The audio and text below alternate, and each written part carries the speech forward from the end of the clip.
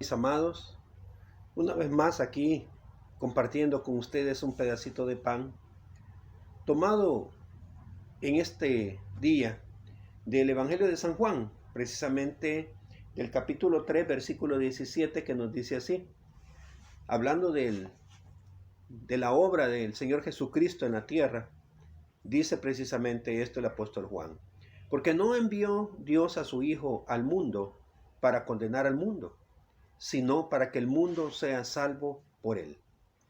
Mis amados, Jesús no vino para condenar al mundo. Lo podemos ver a través de su ministerio cuando algunos intentaron que él acusara o emitiera juicio contra algunos que estaban encontrados haciendo pecado o estaban viviendo una vida de pecado.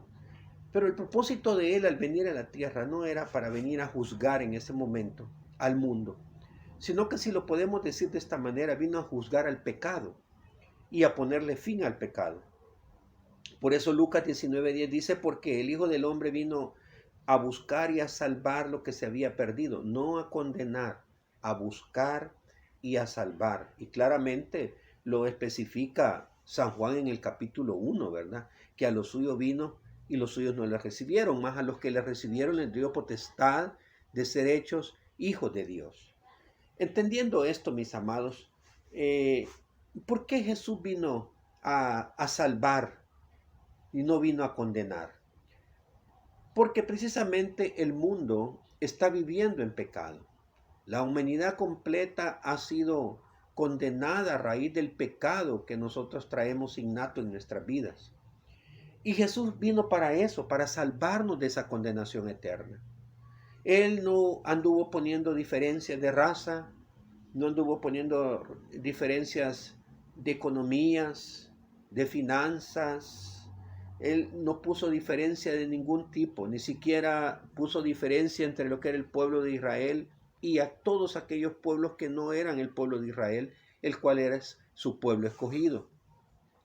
Ahora, ¿de qué ha venido el Señor a salvar a la humanidad? Porque dice precisamente el versículo que hemos leído, que Él no vino a condenar al mundo, sino que el mundo sea salvo por Él. Pero ¿por qué Jesús tendría que condenar al mundo?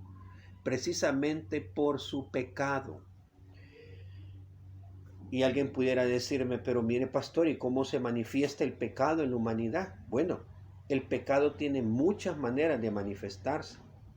Te voy a mencionar algunas de ellas, así a grosso modo. La idolatría, la irreverencia a Dios, el desconocer de manera premeditada la obra de Dios en favor de nosotros, el irrespeto y la desobediencia a los padres, no valorar la vida.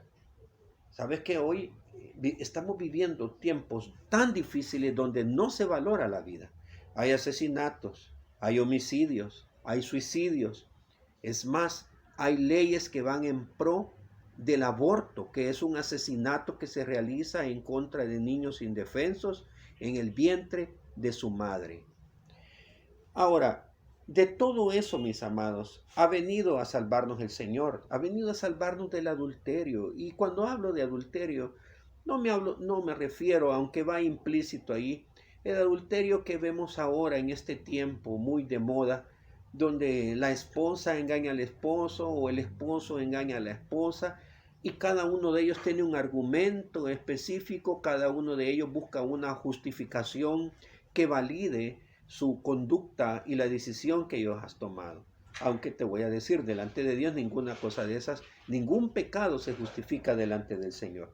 Pero también hay un tipo de adulterio que quiero mencionarte y que la palabra lo dice claramente, y está en Isaías capítulo 1, cuando el Señor habla con su pueblo Israel, le dice así, mira, en el versículo 21 y 23, ¿cómo te has convertido en ramera, oh ciudad fiel?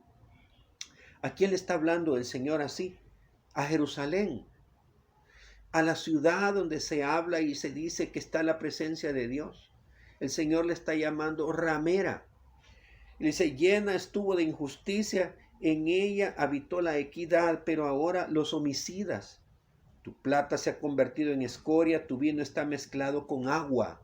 Eso es lo que el Señor le dice a su pueblo Israel. Tus príncipes prevaricadores y compañeros de ladrones. Todos aman el soborno y van tras la recompensa. No hacen justicia al huérfano, ni llega a ellos la causa de la viuda. Ahí el Señor está hablando concretamente de el pecado de idolatría que se convierte en adulterio de parte de su pueblo que lo ha dejado a él por ese en pos de otros dioses. Y lo mismo hace ahora gran parte de la iglesia, mis amados.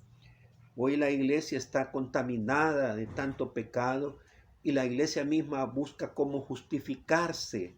Pero el Señor, y es lo que quiero traer puntualmente, el Señor no vino a condenar al mundo, sino que a que el mundo fuera salvo por él. Ahora bien, ¿cómo alcanzo esa salvación que Jesús ha venido a darme? Lo dice ahí, ¿verdad? Claramente San Juan lo dice en ese versículo que leímos.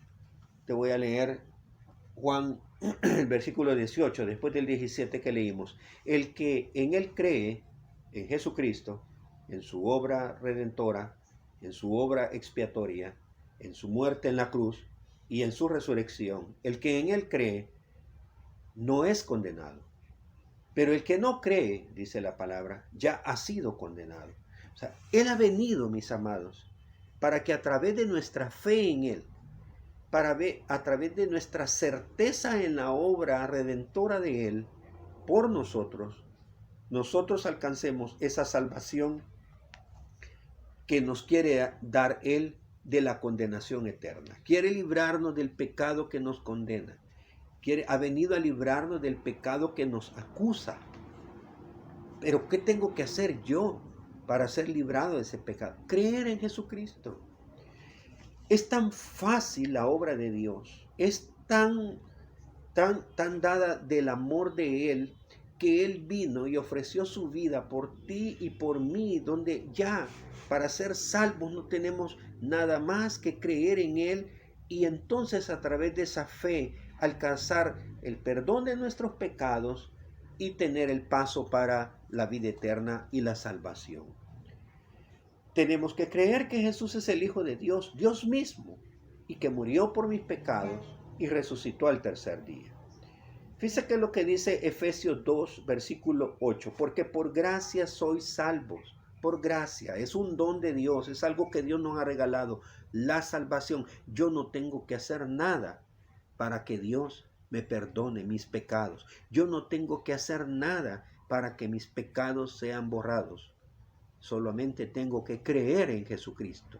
Mi fe en su gracia, en su amor, en su misericordia, en su bondad para conmigo, me da a mí la salvación. Efesios 2:8, porque por gracia sois salvos, por medio de la fe, y esto no de vosotros. Esto no es don del hombre. Esto no es una habilidad del hombre. Esto el hombre no lo ha conseguido porque él hizo algo. No, mis amados. Es un don de Dios. Es un regalo de Dios a la humanidad, la salvación.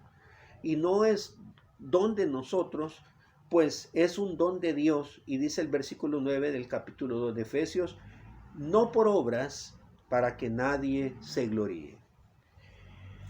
Una de las cosas que tenemos nosotros es andarnos gloriando de las cosas que hacemos. Sentirnos más que otros, sentirnos más poderosos, más santos, más sabios. Pues la salvación, mis amados, es obra de Dios. Y Él se la regala a todo aquel que quiere recibirla. Ahora, recuerda algo, el que no cree en esto ya ha sido condenado. El simple hecho de no creer me condena a mí. Yo quisiera, el ser humano quisiera, lo voy a decir de esta manera, me voy a poner yo de ejemplo, yo quisiera poder ser yo el vencedor, poder ser yo el conquistador, decir, miren, yo lo logré, yo ya pagué por mis pecados, ya nadie tiene por qué decirme nada. No, mis amados, Jesucristo pagó por mis pecados y los tuyos, y tú tienes que creer en eso para poder recibir esa salvación. Ahora, el que no cree a esto ya ha sido condenado. Y lo dice el versículo 19 aquí de Juan capítulo 3. Y esta es la condenación, que la luz vino al mundo y los hombres amaron más las tinieblas que la luz, porque sus obras eran malas. Ahora, ¿quién es la luz? La luz es Jesucristo. Isaías capítulo 9, versículo 2, refiriéndose una vez más a la visitación del Señor a su pueblo Israel, dice: el pueblo que anduvo en tinieblas vio gran luz. Luz resplandeció para los que andaban en tinieblas. La luz es Jesús. San Juan también lo dice en el capítulo 1. Porque Él es la luz y la luz vino a este mundo. Mas los hombres rechazaron la luz porque amaron más las tinieblas. ¿Y qué es las tinieblas? El pecado. Por eso es que ahora el hombre se aparta de Dios. Por eso es que ahora el hombre ha decidido rechazar ese regalo divino de parte del Padre Celestial a través de nuestro Señor Jesucristo, porque en su corazón se ha afirmado, se ha afincado, se ha empoderado el pecado de él, y eso no le permite al hombre disfrutar de la bendición de Dios. Mira lo que dice en el capítulo 5 de Isaías, versículos 20 al 23, hablando de ese pecado. Ay de los que a lo malo dicen bueno y a lo bueno malo, que hacen de las tinieblas luz que hacen de la luz tinieblas y de las tinieblas luz, que ponen lo amargo por dulce y lo dulce por amargo. Ay de los sabios en sus propios ojos y de los que son prudentes delante de sí mismos. Ay de los que son valientes para beber vino y hombres fuertes para mezclar bebida, los que justifican al impío mediante cohecho y al justo quitan su derecho. Ay de aquellos que han confundido lo bueno con lo malo y lo malo con lo bueno. Hay de aquellos que prefieren llamar bueno a lo malo y descartar como malo lo bueno. Hay de aquellos, porque en eso radica la condenación del ser humano, en preferir lo que este mundo te da, lo que tu carne te da, lo que Satanás te lleva a hacer, a ese precioso regalo de la salvación y la vida eterna que Dios nos ha dado a través de su Hijo Jesucristo. Mis amados, Hebreos 9:27 nos anima a nosotros a que nos acerquemos a Dios. Hebreos 9:27 dice así, te leo.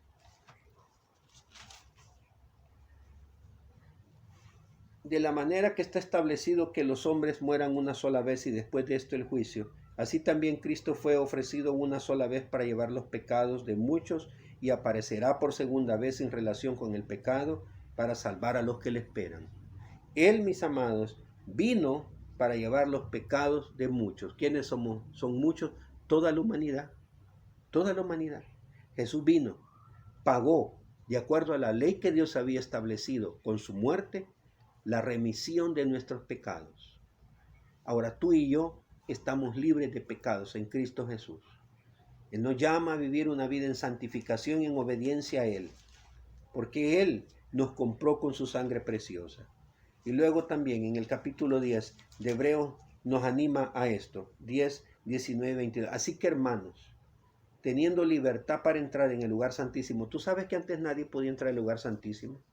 Y la única persona que entraba una vez al año, el sumo sacerdote de entre el pueblo de Israel, que tenía que ser del linaje de Leví, descendiente de Aarón. De otra manera no podías entrar a la presencia de Dios. Ahora tenemos libertad de entrar hasta el lugar santísimo. El lugar santísimo lo que hace es identificarnos el lugar de la presencia de Dios. Para eso fue dado el tabernáculo, para que identificáramos en qué lugar estaba el Señor, en el lugar santísimo. Cuando tú y yo llegamos delante de la presencia de Dios hasta el lugar santísimo, estamos llegando a ese lugar, hasta la presencia misma de Dios, a través de esa sangre que Jesús derramó en la cruz del Calvario. Y dice la Escritura, y nos anima a que entremos al lugar santísimo, por ese camino nuevo y vivo que Él nos abrió a través del velo, esta es su carne, y teniendo un gran sumo sacerdote, Jesucristo nuestro Señor. Acerquémonos con corazón sincero en plena certidumbre de fe. Mis amados, Jesucristo vino a este mundo para salvarnos a nosotros de la condenación eterna. Él no vino a condenar a nadie. Y en esta hora yo te animo a ti, a que tomes esa decisión, que lo reconozcas como tu Señor y tu Salvador, que le entregues tu vida. Pero te estoy hablando de un acto de voluntad tuyo, muy personal.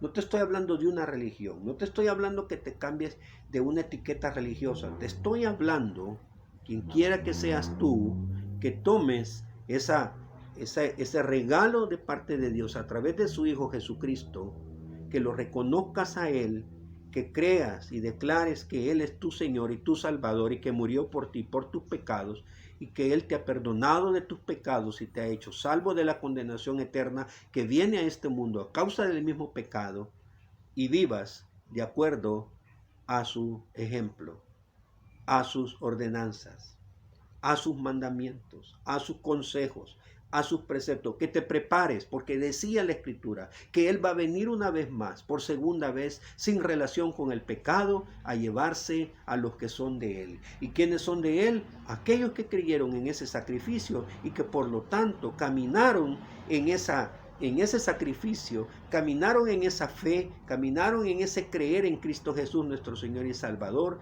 y entregaron su vida a Él. Entregaron su vida a Él. Entregaron su vida a Él. Entregaron su vida. O sea, se rindieron delante de Él.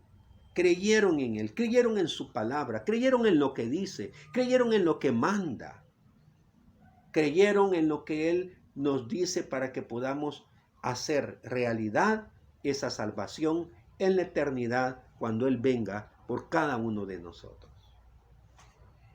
Mis amados, Jesús no vino al mundo para condenar al mundo, sino que vino para que el mundo sea salvo, sea salvado por Él. Y está aquí para salvarnos a cada uno de nosotros. ¿En qué radica nuestra decisión? En creer a Él, en su sacrificio y caminar en base a esa fe. Te animo a que seas valiente. Te animo a que creas en el Señor. Te animo a que lo busques. Te animo a que lo conozcas.